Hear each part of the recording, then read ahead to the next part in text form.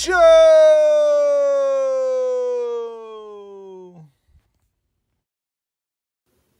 Welcome to the Bodkins Show. I am that dude, Bodkins. Today, happy Father's Day, and today I am joined by none other than fantasy football for the people, Mr. Ryan Larson. Thank Thank you for joining me, Ryan. Yeah, absolutely, man. I really appreciate it. I'm happy to finally come on the show and talk some fantasy football with you. First and foremost, happy Father's Day to you. I know you got a bunch of kids as well as I do, so thank the wise for letting us do this, and appreciate you taking your time out on your Father's Day for joining the show. So, Ryan, Absolutely. first let's kind of talk about what you got going on and everything else, and then we'll kind of work backwards there. Yeah, so basically, I am the creator of Fantasy Football for the People, website that I started 4 years ago. Just wanted to get throw my hat into the ring of fantasy, being a fantasy analyst, and started from scratch. I've worked by myself for the past 4 years to build a website up, write usually about 4 to 5 articles per week during the off season, and then during the regular season, cut it down to like 3 or so because I'm playing in 45 leagues basically, so I got to have some time to do that myself as well. And basically I've just been doing this for 4 years. Built myself up. I've worked with a couple of different places. Belly Up Fantasy Sports as a contributor. I'm partnered with Wagme Fantasy to start up a newsletter with them within the next week or so. And if you guys have seen Let's Talk Sports with Nick, I've been their fantasy expert, quote unquote, for the past year, about a year now. And I do 2 shows a week with Dan on there. Basically, I just started this because I love fantasy football and I wanted to be able to help people. And there wasn't enough content in the off season for me. So I said, screw it. I'll just kind of write it myself because there's got to be people out there like me that are looking to read up and try and prepare themselves in February for what's going to happen in August, even though it sounds crazy. And so now I'm at a point to where basically I've brought on a couple of writers for free to try and build them up and let them do what I did 4 years ago, try and make a name for themselves. And I'm very happy to share my platform with them. So that's kind of what my focus is right now, is trying to help other people break into this space at the same time as, trying to continue to build myself up and break into the space even more. So what led you down to the fantasy route, man? Everybody wants to play, everybody wants to win for money, but you have done a deep dive into things. So what led you down that route? Well, I basically started playing when I was a teenager, probably about like 15 years old. And ever since that point started, there was just no other hobby that I enjoyed as much as fantasy football. I love the bragging rights of it. I love the competitive nature that I had with all the leagues that I played in back then with friends and family. And now, it's really it's probably selfish in a way, but it's really, I love playing in all the leagues with everybody else. I literally care about just one, and it's the one league that I've been running for the past like 15 years. I've only won the championship twice in that league because it's so competitive. And my wife has as many titles as I do in that league. I'll put it to you that way. So it's like I made her into a fantasy monster. I've been able to bring other people into it as I've gone along, and just as soon as I felt like I had the ability to start writing, I jumped right into it head first, and I haven't looked back since. So it's more about the competitive nature. I've won a ton of money from it. I could give a shit less about the money that I've won from it. I just want to be able to say that I beat everybody else in my league. So it's that competitive nature that I've had ever since I started playing sports when I was like 5-6 years old, and I carried it over into fantasy football. Yeah, I totally get that. Like, I'm not the money I love too, but like it's the talking shit more or less to your friends to show athletically I probably wasn't the best person ever. So, but to be able to beat them at like fantasy football and then to be able to pile on talking shit just adds to it. You just got to give it, take it back in. So, I totally get that part. So, Ryan, too, like, what's your favorite league to play in? Is it Dynasty? Is it Redraft? Like, what's the favorite? That's a tough question. I love redraft only for the sole fact that I love the ability to be able to draft every single year. Like having a keeper league where you keep a couple guys, that's the format that I use for my main league, which I'm fine with because it keeps the strategy there. But just redraft league is the best. I love Dynasty too. I've got 3 or 4 Dynasty rosters now. I started a couple this off season. And that's great because you don't got to do a bunch during the regular season. It's really just make sure you set your lineup. You made your own waiver wire during the draft anyway, so you've kind of got that set up too. And then rookie draft comes around and it's great. But I personally, I love redraft the most. I would suggest that if you just want to start fantasy football, that's where you should start. And then you can dive into dynasty and best ball and all that different type of stuff because you'll know what you're doing at that point instead of having a 30-man roster in dynasty and getting overwhelmed by the time you're picking guys that you've never even heard of before. Best league to play in, like perfect, like number wise and things like that. What's the best, like, and I guess, personnel wise, what's the best league? I would say probably 12 because it's just big enough to where it makes those last few, like, if you're drafting 15 rounds like you usually do, it makes those like 13 through 15 rounds really important. There are guys that have gone in those rounds in the leagues that I've played in where like they are absolute nobodies that you think that you're just taking a shot on, and they turn into a top 36 guy, a top 24 guy that just breaks your league wide open. Nobody knows what to do. They're like, wow, why is he drafted there? And they give you shit the entire time when you're drafted in those rounds. And then when they pop off, you have ultimate bragging rights. So I like that because 10-team leagues, you don't get as much of that. 12-team leagues, you really got to start thinking once you get past round 10. And I think it gives the advantage to those who actually pay attention like we do, not the people that just come in once a year that take the closest draft rankings and then just go off of them 1 through 200, Gotcha. What's the best? Like, is it you like super flex or, 3 wide receiver? What's the best like you prefer?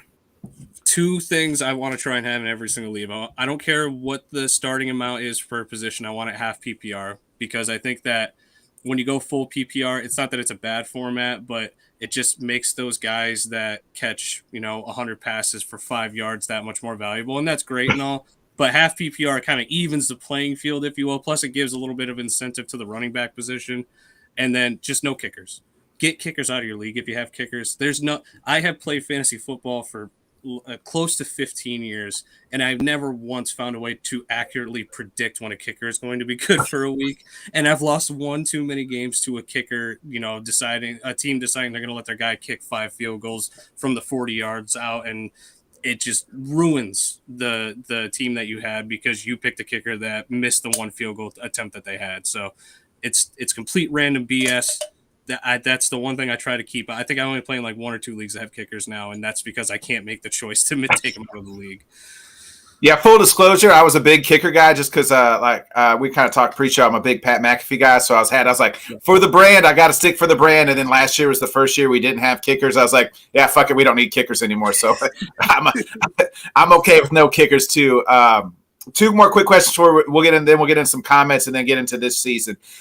Who's the guy you had? You're like, that was like the biggest bust for you that you actually was like, this is the guy, everybody, and then he shit the bed on you. Who's that guy? There's one player a few years ago that I recommended so highly that it actively made people draft him probably a little bit too high, and it was Dante Pettis of the San Francisco 49ers when he was like the fantasy darling. He's going to be coming up. He's got OBJ comparisons. Like, he's going to be the man in this offense, and he just shit the bed harder than any fantasy player I think I've ever seen in my life. And I had to put I felt so bad I put out public apologies. Like, thank God my following wasn't huge at that time, or else I would have gotten dragged all around Twitter with the proverbial baseball bat. It was so bad. So he's for sure the biggest bust that I've ever put the hammer to the table and trying to get people to draft him. He was the one that panned out the least. I haven't had anyone even close to that since. So on the coin flip of that, who's the best guy that you've recommended and was like, hit the home run, made you look like a genius? Oh, last season, this Cooper Kupp.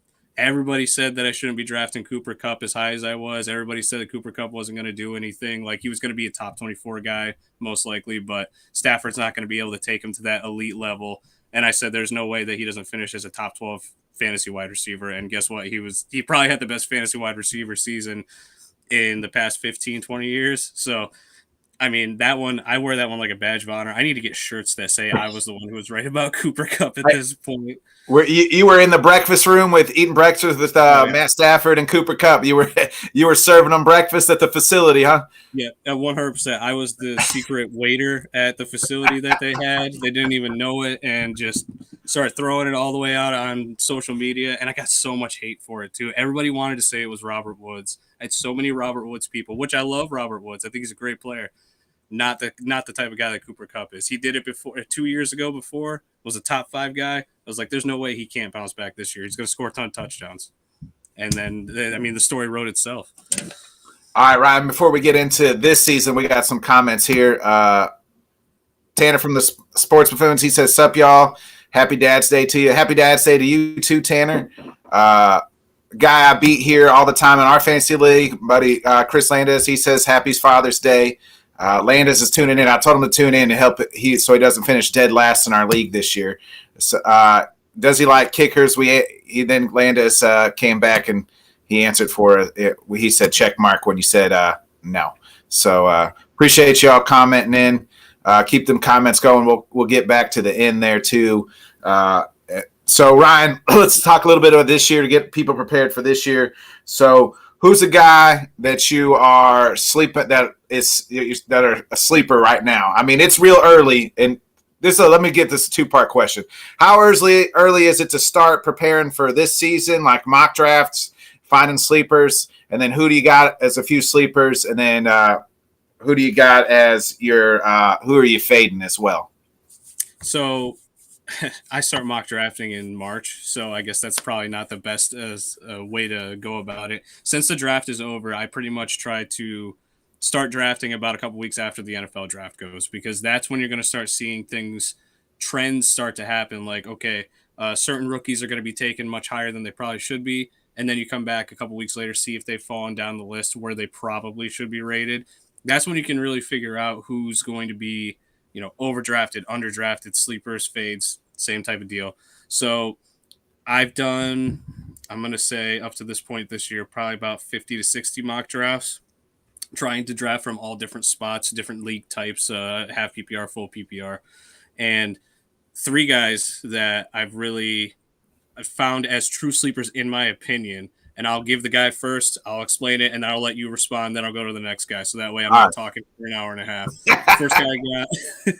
First guy I got is Gabe Davis. He's going as a wide receiver 30 overall, ADP in the 7th round. So he's average draft position. He's going in the 7th round of mock drafts right now. To me, this is the highest. This is the guy you got to reach for the most when it comes to where he's being drafted for the list of my sleepers. Tons of targets are available there. They lost both Emmanuel Sanders and Cole Beasley. Now they signed Crowder, so Crowder's going to absorb that slot role. May not get as much as Beasley did when he was there. His role is clearly going to increase. He's the clear number 2 option. There's no one else on that roster that's going to challenge him for starting reps on the outside, opposite of Stephon Diggs. He's got the potential to lead the team in touchdowns. He had 6 last season, and for the first, I think it was 12 games of the year, he played like only 40% of the snaps. Back half of the season, scored 3 touchdowns. His snap share increased to 80%, and then, of course, the 4-touchdown game that he had against the Chiefs in the playoffs. Obviously, people are going in hard on that, saying people are buying too much into it, but when you look into what was actually happening towards the end of the season, Gabe Davis proved that he should have been the second option on that team, probably to start the season over Emmanuel Sanders. He's earned the right to start with that game, and he really reminds me of like Mike Williams. Last year, Mike Williams was a guy that people were sort of fading because he had that boom-bust potential. This is exactly what Gabe Davis is going to be. High-powered offense, not a high catch rate. He's the home run guy. As long as he scores high in the touchdown department, there's a world where he finishes inside the top 15.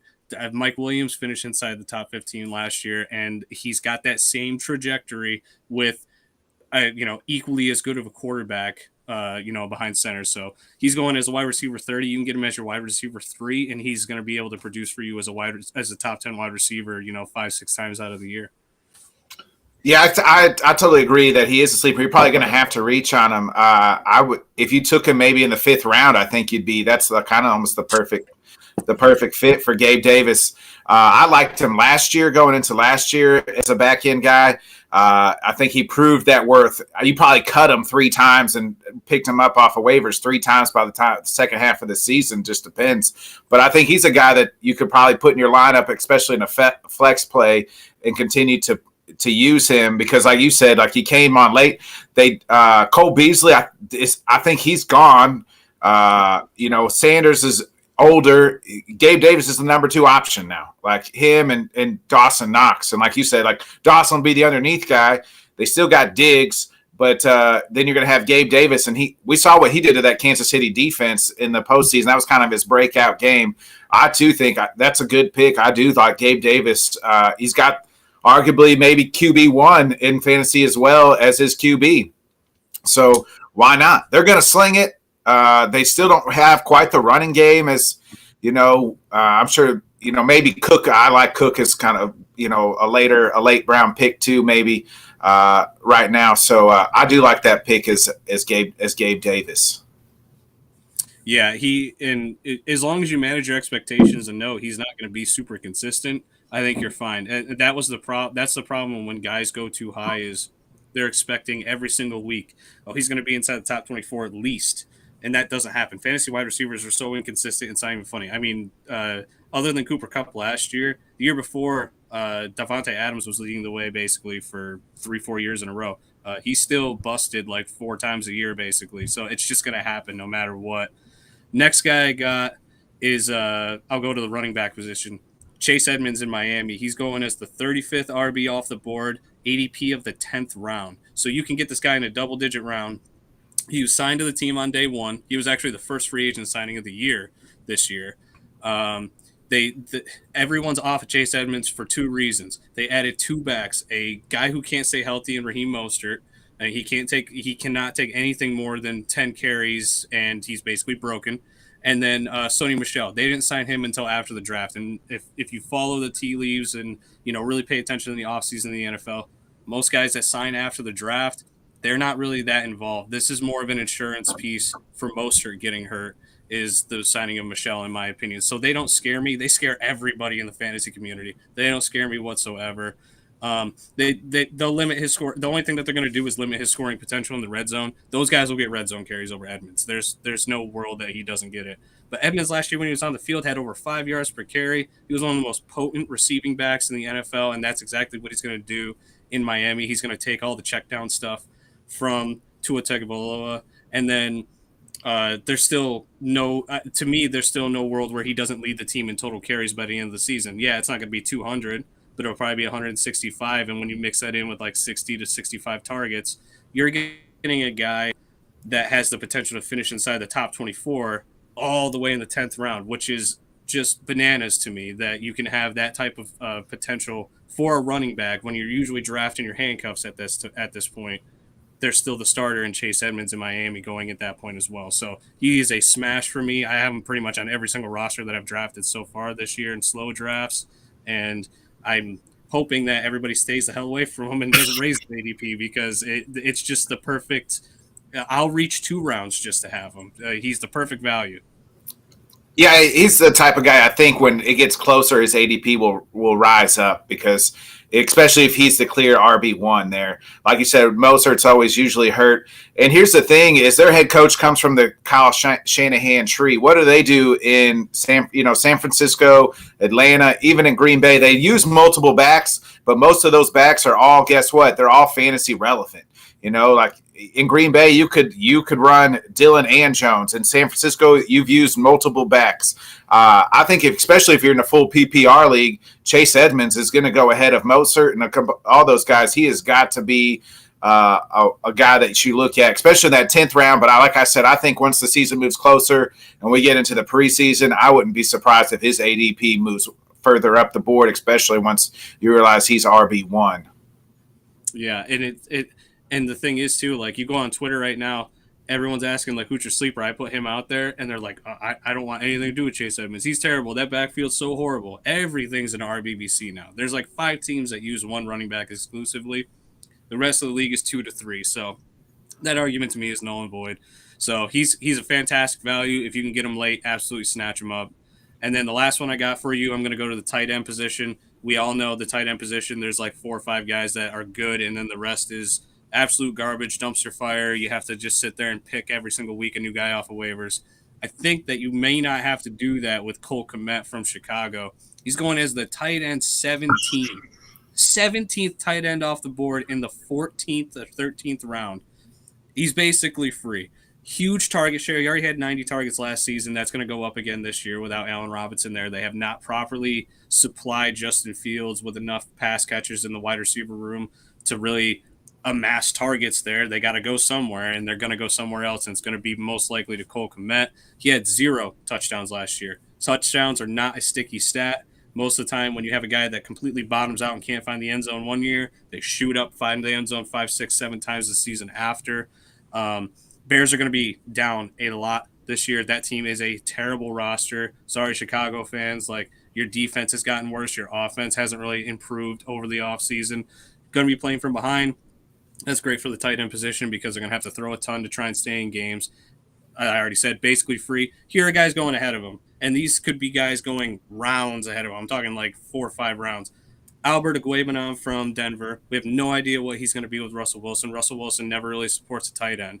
Hunter Henry, complete boom bust tight end who, if he doesn't catch a touchdown, he's catching 1 target for 5 yards. And Rob Gronkowski, guy's not even on a team. What do we do in the fantasy community? Cole Kmet is a special player. He is a good talent. He's a great tight end in the NFL, and we just leave him at the end of drafts in the 13th, 14th round. It boggles my mind. I'll leave every draft with just Cole Kmet and stack my running back wide receiver position through the first 12 rounds if I have to, and then be perfectly fine with Cole Kmet in the 13th, 14th round. Well, I hope you're not carrying 2 tight ends. I mean, if you're carrying 2 tight ends, it's got to – I mean, there's no – I would never do that or recommend to somebody carry 2 tight ends. I mean, I don't know how I feel about Cole Kmet. As a Packers fan, you won't find him on my team, I don't think. And I usually put all bias aside.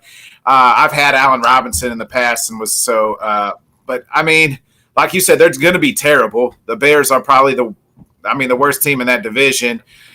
They are going to be playing from behind. I mean, you make some good points. And there's no Jimmy Graham either, right? Like, there's no Jimmy Graham. So, like, now it's Cole Kmet's team, at that position. It'll be interesting. I don't know. I mean, why not take a flyer on him? I don't know if he's there, like the guys you listed that could be ahead of him, you just never know, so you might as well take a flyer on him and see what happens. I mean, he's not going to do any better or worse than, some of these other guys that could be better. And then you're stuck with him. You can leave him. I mean, like you said, if you ain't got the top 2 or 3, you're always kind of just picking and matching their matchups and who's hot for a week or 2, and then you drop them because then they fall off. But yeah, absolutely, I could see it kind of Cole Kmet. I mean, he find himself in the end zone a few times and find some good catches here and there. Because I mean, outside of Darnell Mooney, who is Fields throwing it to? It's nobody. Byron Pringle, he's not even participating. He got arrested. They don't know if he's going to get suspended. And then past that, it's Daz Newsome. Dude had 2 targets last year. Velus Jones, rookie. He's more of a home run guy, and I don't know how much field time he's going to get. And then the 15 other tight ends that Chicago signs every single year in the offseason, they're sitting behind Cole Kmet on the depth chart, and 11 of them will get cut, and they'll mix into run block for David Montgomery. Actually, David Montgomery, go get David Montgomery because targets are going to have to go his way. He's probably underdrafted. I didn't even think about that until this point. So it's like you said, these tight ends in the late rounds, you're throwing darts. You got to go for guys with upside. And when a guy's going to get 90 targets last season and then have his role likely increase, I mean, the sky is the limit. There's no reason not to take a guy over some of these other guys who have way too many question marks. You know what I mean? It only makes sense. You got to think value wise when you're at that point of the draft, or else you're lighting your picks on fire. So those are my 3 sleepers. I'll jump into the fades real quick. Hold on, we got some quick comments real fast before we get to your fades there, Ryan. Solandez wants to know if I could. There it goes. He wants to know, what about Jalen Waddle? I like Jalen Waddle quite a bit. ADP wise, I'm not entirely sure where he's going right now, so I'll start looking that up while I talk about him. A lot of people are off of him because of Tyreek Hill, and I think what needs to be thought of when these wide receivers who start to break out and show that they could potentially be the leader of their team get a veteran piece, a star wide receiver added is. There are negatives to it in terms of target share, but there's so many positives to it. Defenses have to cover Tyreek Hill, either single or double coverage with their best corner, or slide the second best corner over to have the third corner help him out in double coverage. That's only going to help Waddle.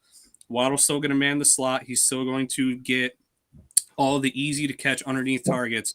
And now he's not going to have to deal with the top corner, and safety really coming in down on him hard and keeping his yards after the catch numbers really low. I think this is a positive in terms of a negative. He's going to lose target share, obviously, but all of his production in terms of once he has the ball in his hands is going to go way up. Touchdown wise, it's kind of hard.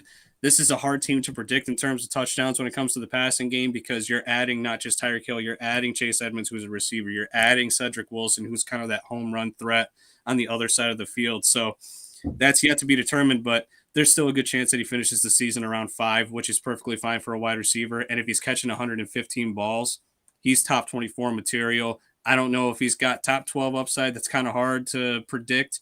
But if you look at Kansas City, top 2 pass catchers there, nobody ever really thinks about it, is Tyreek Hill and Travis Kelce. If you take Travis Kelce's numbers and put them into the wide receiver position, he's still a top 12 guy almost every single year. So that can be supported. Yes, it's not Pat Mahomes, but the ball's still going to be thrown a lot in Miami. So it's theoretical. It's okay to think that, he still has the ability to finish inside the top 15. It just has to all really go his way. His floor is so high. I don't see a world where he finishes outside the top 25, most likely. And then he asked, too, what about Tennessee rookie Traylon Burks taking over that A.J. Brown role? Don't read into the asthma reports. Like, guys, people have asthma. You know what I mean? Those reports just, they think he's going to be perfectly fine when it comes time to this. This is a low pass volume offense with a pretty accurate quarterback who supported A.J. Brown. But the thing is A.J. Brown, when he was on the field for fantasy, he was very inconsistent in Tennessee. It's either great week, he's finishing in the top 5, or there's a good chance he's finishing outside that top 36. Also, Traylon Burks is a rookie. It's going to take him time to get caught up to NFL speed. He's missing time at practice right now, so that's going to take him even a little bit longer. He's going to have to deal with Robert Woods. Robert Woods is going to amass the most targets in Tennessee. There's no doubt in my mind. They're just going to all come underneath. So touchdown ceiling is fairly high as long as he's the main red zone threat. Austin Hooper being added in, I think, helps out quite a bit in terms of coverage when they're inside the 20s, because you can't just leave him running free inside the middle of the field. So I would say he's probably this isn't a rookie wide receiver who I feel like has the same punch that other rookie wide receivers have had for fantasy over the past few years.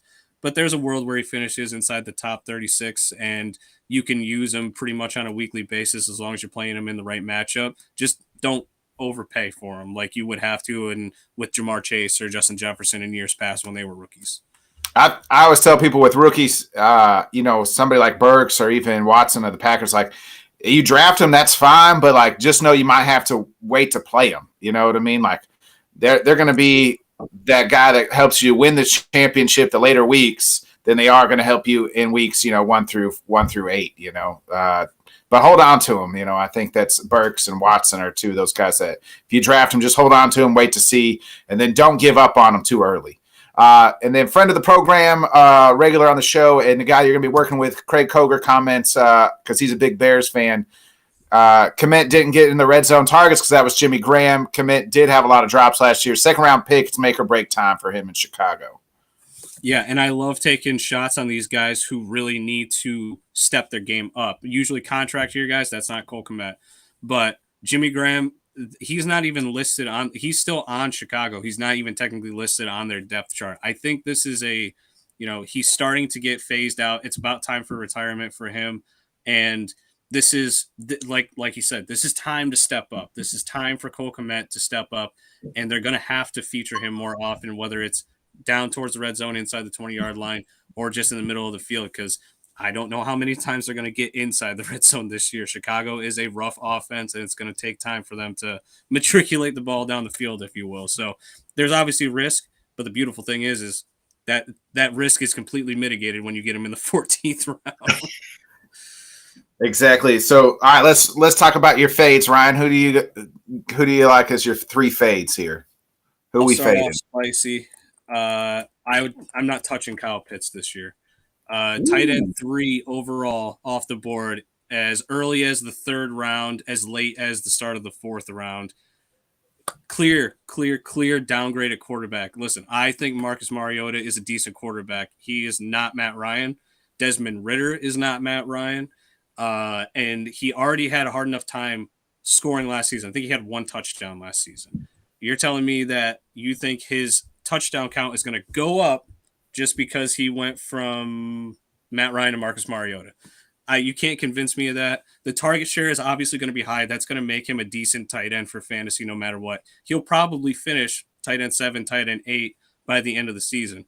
But where you're drafting him right now, you're drafting him in his absolute ceiling, saying he's going to score 6 to 7 touchdowns, and Atlanta might be the worst team in football this year. So I'm not projecting that they're going to get inside the red zone very often. They already ran the ball a ton when they were in the red zone last season. I don't really see that changing very much this year. And even with Drake London, usually when you add a top talent like that at wide receiver, it helps out the tight end position. Well, all they got to do is cover Drake London because they have 0 other wide receivers in that room that are worth any, they're not worth anything to defenses. They're not going to be worried about them. They're not scared of them. So that second cornerback is going straight to Kyle Pitts because that's the guy they need to worry about. Safety's going to come over the top. It's just going to be a lot like last season when he played with Calvin Ridley. So for me, I don't see a lot changing from last year. It's going to be way too steep of a price to pay. And you're paying for a price saying that he's going to score 6 times. And I don't see a world where he finds the end zone that often when he had a hard time finding it last year. Yeah, I tend to agree there. I mean, I'm on the wait till like the last, 3 picks before you take a tight end and see what happens philosophy. That's just my strategy. I mean, unless you get in like Kelsey or somebody like that. But even then, I feel like I'd rather still wait. Like, I'll just wait. Like, you can have Kelsey give me the receiver or running back every time.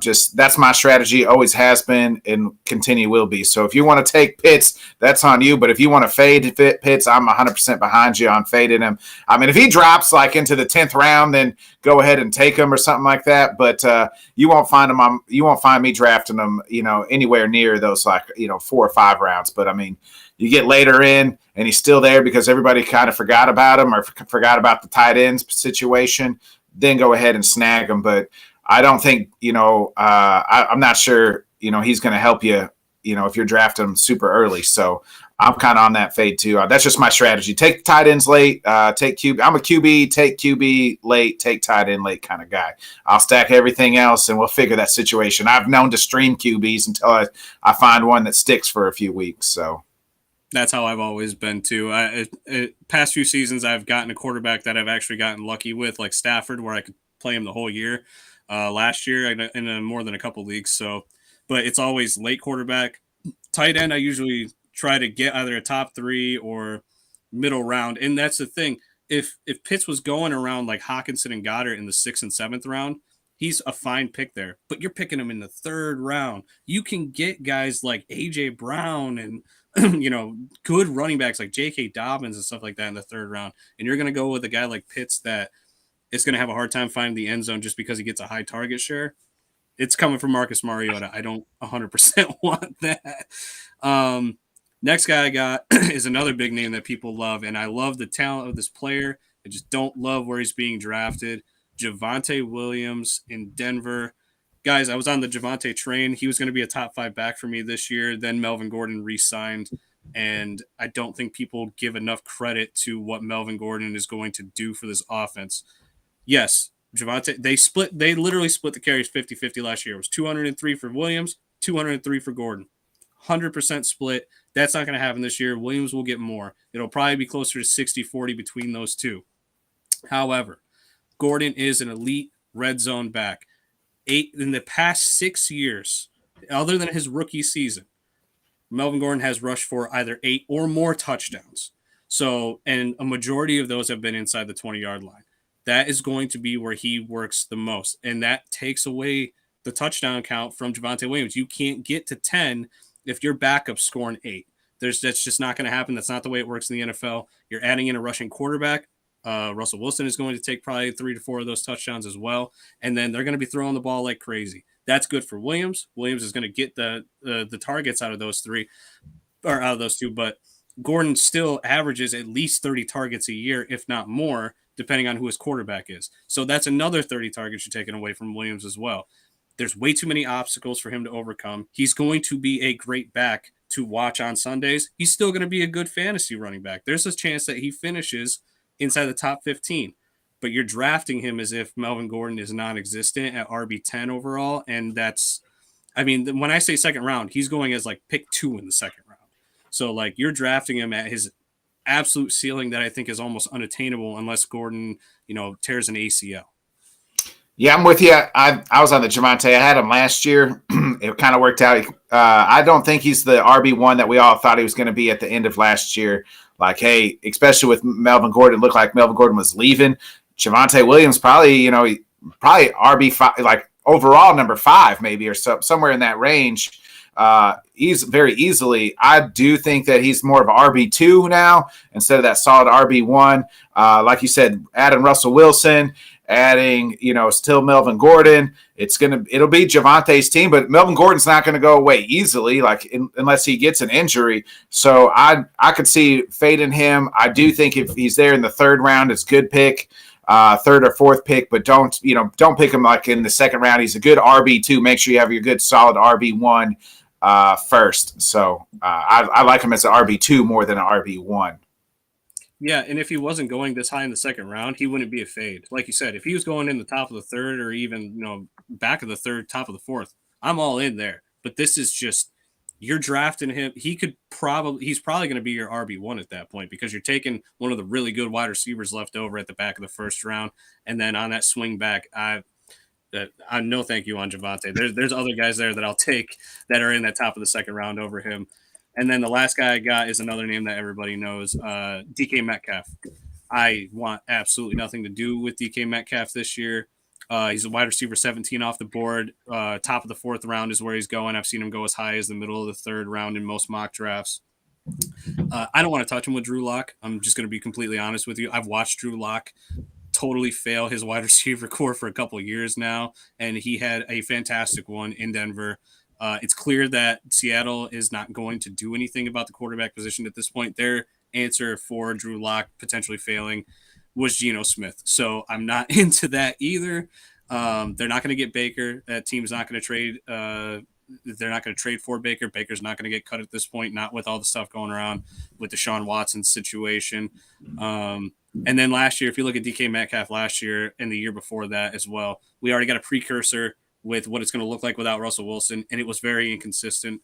It was not the, he's going to get 75 yards no matter what, even if it's only on 3 catches, and there's a 50% shot he's getting a touchdown this week.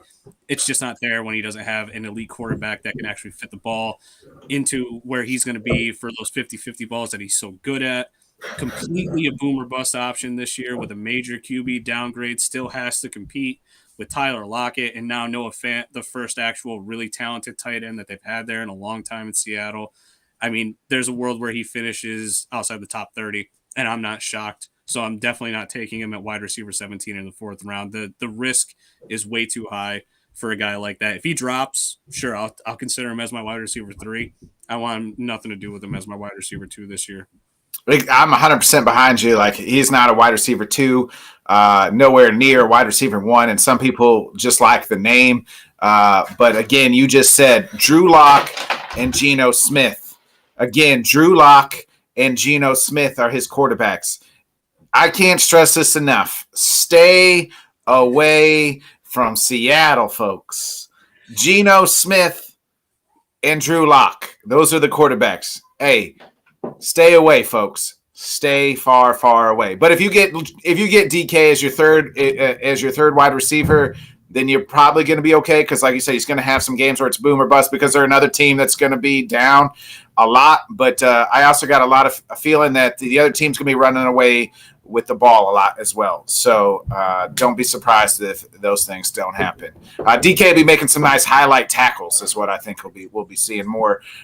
He'll be game-saving tackles more than he is scoring touchdowns this year. So We have one more comment, then we're going to do a little start one, bench one, cut one real quick before we get you out of here. Dan says, top show, guys. As always, we appreciate it, Dan. We're both part of the Let's Talk Sports community. Make sure you're checking out everything that Dan does. I'm on there. Ryan's got 2 shows plus a week with Dan. So always check out Let's Talk Sports and follow on YouTube, Twitter, Facebook. Dan is putting out content he's got everything covered. Everything. You're into lacrosse, he's got it covered. You're into hockey, got it covered. You're into soccer, football, got it covered. Dan has got every sport covered in the Let's Talk Sports community. So if you don't know something or want him to cover something, he'll point you in a show that does cover it. So make sure you're following there on the Let's Talk Sports community. All right, so I'm going to get you out. We're just going to do a few, Ryan, and so you can get back to your Father's Day here. Start one, bench one, cut one. I like to call this we're always banged up running backs, or we're coming off of injuries. Saquon Barkley, Zeke, and J.K. Dobbins. We're going to start Barkley. I think that the upside that Barkley has to bounce back this season is high. They've been saying that for 5 years. Yeah, you're 100% right. I love the offensive coordinator. The only thing that I hate about the Giants this year is their quarterback. So I'm going to lean towards the running back producing for that offense over the quarterback in the passing game. So I'll start Barkley. I'm going to bench Dobbins because I think that his upside is a little bit higher than Zeke's. Zeke, obviously, he can finish inside the top 5 if he bounces back this year. But because we've seen how bad it can get, I'll cut Zeke.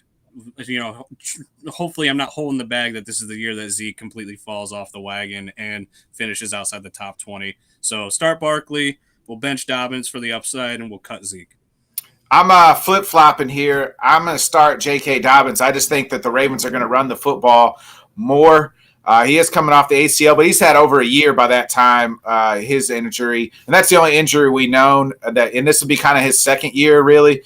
So he's got kind of the fresher legs. ACL injuries, as we know, aren't as what they used to be anymore. Guys are coming back better, stronger, and faster almost these days. Barkley seems to be beat up. That Giants offensive line is still questionable. Their quarterback's questionable. The whole team's questionable. I think Tony Pollard. I like Tony Pollard more than Zeke. I said this when they hired Mike McCarthy last year, that there goes Zeke. I wouldn't touch Zeke unless it's late.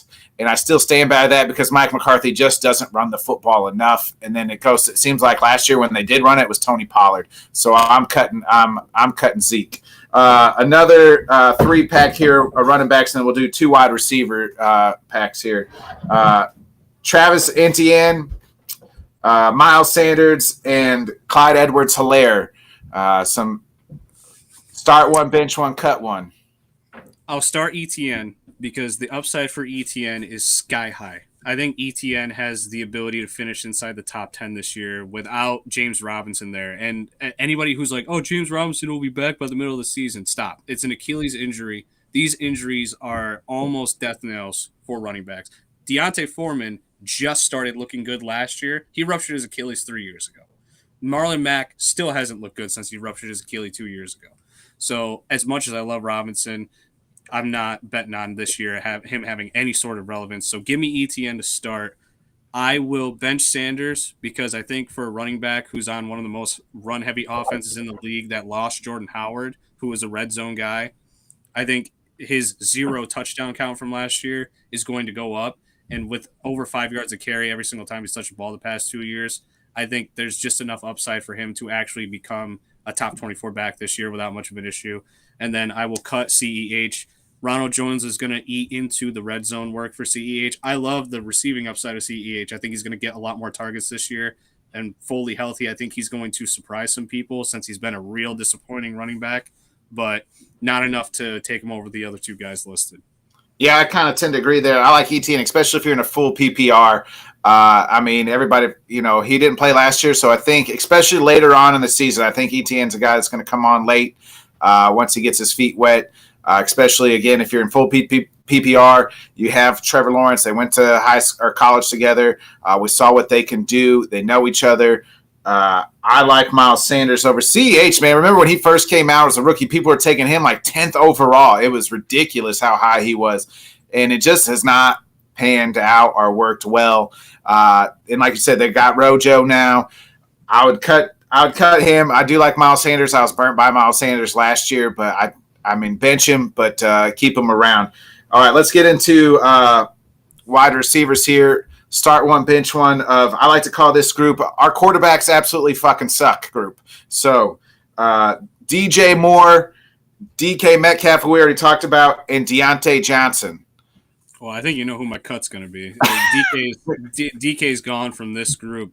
Give me Deontay Johnson because I think that when you are going to be if Mr. Trubisky starts, it's Deontay Johnson all day. That'll be his absolute favorite target. He's going to pepper him just like Ben Roethlisberger did, and it's going to be more accurate with a little bit more potency, in my opinion. Because if you look at how bad Ben was over the past few years, it's been really bad. So give me Deontay Johnson. I think people are fading him a little bit too hard right now because of that situation, and he's going to be a rookie's best friend anyways if Pickett comes in. DJ Moore, I'll put him on the bench. I mean, the guy is so talented, but he's got friggin' Sam Darnold and the rest of the mishmash. The only saving grace to me is Corral. If Corral can look good and confident in this offense, I think that Moore has a chance to really actually return that top 24 value with, some sort of potency. He's just got to learn how to score touchdowns, and he hasn't done that in his entire career so far because of his quarterback group. So leave him to the bench and then get rid of DK. I don't want the risk. Yeah, I like to start Deontay Johnson. I think he could be a huge surprise. I mean, when Mitch Trubisky was with Allen Robinson was like top 10 wide receiver. I mean, was huge. So it's not like Trubisky can't support a top 5, top 10 fantasy wide receiver. He did that with A-Rob. He can definitely do that with Deontay Johnson. Deontay Johnson just got to cure the dropsies a little bit, and he did a little bit better last year than he did 2 years ago. I do like Deontay Johnson. I'm a little worried that maybe Chase Claypool could eat into that, but I'm kind of with you. He's too busy making TikToks. They already got rid of one TikToker. So I'll take the guy who's the pro, and I'll take Deontay Johnson. DJ Moore is another guy. The only saving grace for DJ Moore could be that if they do make that trade for Baker Mayfield, which has been in the works just a little bit here, it sounds like they're kicking some tires there. So I think DJ Moore could be, I'd bench him and definitely, like we already talked about, DK. One last more start bench cut. Let's do DJ Chark, who's in a new place. Jarvis Landry's in a new place. And, then a guy who's not in a new place, but just seems to just still be floating around that same time frame, and that's Jacoby Myers. Who you taking out of? Who you starting? Who you benching? Who you cutting out of that group? I'm going to start Landry. I love the reports that I've heard out of camp about how good Landry has been with Jameis Winston. Jameis Winston, when he has a good slot wide receiver, can produce numbers. Jameis looked really good last year when he was starting. I think he had it was either 14 or 15 touchdown to 2 interception ratio in 7 games. Not what we thought was going to happen, obviously, from the 30 for 30 guy. So it's really, he's going to amass enough targets to where he can actually produce for you in a PPR league like we've known Landry to be able to do. And I think the touchdown upside's a little bit more there because once they get into the red zone, they're going to try and throw the ball quite a bit. That's just kind of what the Saints have done. They've been to Kamara or whatever wide receiver they have there. So I'm going to go start Landry. I'm going to cut Jacoby Myers just because the upside's not there for me, and I don't really want anything to do with the Patriots offense. It's just, I don't know, man. It's hard. Who was the other one again? I know it was over Jacoby Myers. DJ Chark. Chark, that's right. So I think Chark's got a good deal of upside. He's going into an offense where he's not going to be expected to work as the wide receiver one like he did in Jacksonville. And let's be realistic, since he only played a couple of games in Jacksonville last year, isn't Jared Goff the best quarterback this dude's ever had? I mean, I think I'd take him over Minshew, right? I love Minshew as my backup, but it's possible. We've seen Goff be able to ball out from time to time. He's done it. He did it last year when he was with Detroit from time to time. So in all, theoretically, with Amon-Ra taking the number one coverage on the other side of the ball, he's a big home run threat. So you keep him on that bench until you see it happen a couple times. You don't have to pay a lot for him in drafts, I don't think. Wide receiver 4 territory.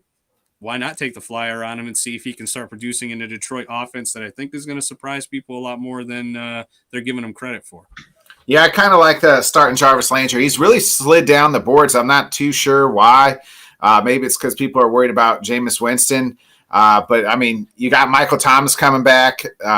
They also drafted a receiver, Olave. So that'll help out. Jarvis Landry now is going to see more one-on-one type coverage than he has seen in a while. I mean, he's used to erratic quarterbacks. Didn't have the best quarterbacks in Miami. Didn't have the best. Had Baker. Now he has Jameis. So he's always been that 3-4 type wide receiver. I do like DJ Chark. They also drafted Williamson, the Lions, as well.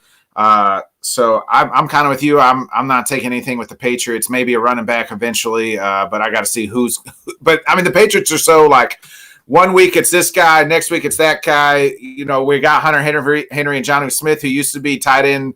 Could be you could count on them, and then they go to the Patriots, and now you can't really count on either one of them. So I'm going to cut Jacoby too.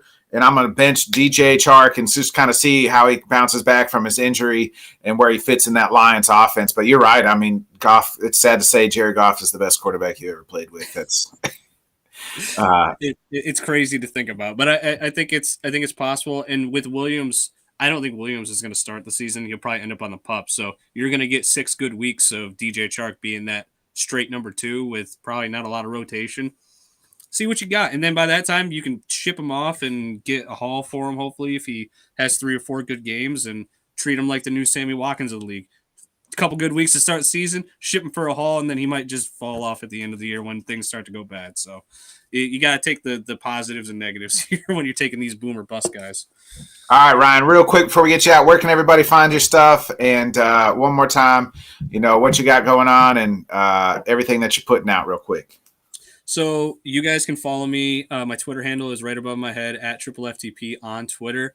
That's where I'm most active, but I've also got a Facebook page, Fantasy Football for the People. I'm on the Fantasy Life app. If you guys go on that, that's like Facebook for fantasy football. If you're not on there, I highly recommend it. There's a lot of great people over there. Also at FTP. In terms of what's coming out, I've kind of been sitting on my hands with some articles because I have a potential job that I'm getting hired for to write. I'm not going to say of who because I don't want to jinx it, but it's someone that you guys have all heard of before. So I've kind of been sitting on my hands. Hopefully I'm going to hear from them within the next week. But if not, I'm going to start back up, putting out all the articles back up onto my website, player outlooks, opinion pieces, and then the newsletter that I have with WAGMI Fantasy. That's still going on right now. That's going to start at the end of next week. Sign up for it at WAGMI Fantasy, WAGMI. Just put your email in, hit the confirmation email, and then you're going to get all my exclusive articles like my affordable wide receiver quarterback stacks, my complete handbook to backup running backs and handcuffs. Like all that stuff's going to go in there within the next couple of months. So you'll be able to get all that exclusive content as well. And then let's talk sports. I mean, that's where I'm at most of the time. 2 times a week, Thursday, fantasy show, Sunday, roundtable show, just to talk some football shop with Dan.